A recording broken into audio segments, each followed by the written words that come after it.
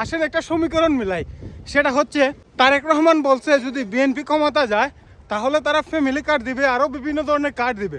Mainly যেটা হচ্ছে সেটা হচ্ছে ফ্যামিলি কার্ড। আর অন দ্য আদার হ্যান্ড যদি জামাত ক্ষমতা যায় ওরা বলতেছে বিয়ে করাই দিবে, দ্যাট মিনস তারা ওয়াইফ দিবে। এখন আবার এদিকে তারেক রহমান বলছেন যে ফ্যামিলি কার্ড শুধুমাত্র যাদের ফ্যামিলি আছে তাদেরকে দেয়া হবে। এখন সেদিক দিয়ে আমরা যারা বিয়ে শাদী করছি না আমরা তো হেরে গেলাম। এখন আমরা তো এখানে বুট দিয়ে কোনো লাভ নাই, কারণ আমাদের তো আর ওয়াইফ নাই, আমাদের ফ্যামিলি নাই, যে কারণে আমরা ফ্যামিলি কার্ড পাবো না। অন্যদিকে যদি জামাতকে বুট দেই তাহলে যেহেতু জামাত বলছে যে ওরা বিয়ে করাই দিবে, দ্যাট মিনস আমরা ওয়াইফ পাবো। ওয়াইফ পাইলে কিন্তু আমরা ফ্যামিলিও পাবো। সো সেই দিক দিয়ে আমরা ওয়াইফও পাবো, আবার ফ্যামিলি কার্ডের সুযোগ সুবিধাও পাবো। সো সব কিছু বিবেচনা করে আমার দিক দিয়ে যেটা মনে হচ্ছে যে এইবার ভোট দিলে জামাতকেই দিব।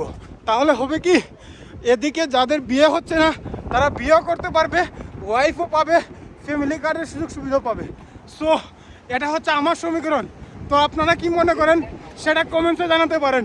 সো এবার আমি আমার পার্সপেক্টিভ থেকে বলবো, সিল মারো ভাই সিল মারো, জামাতে সিল মারো।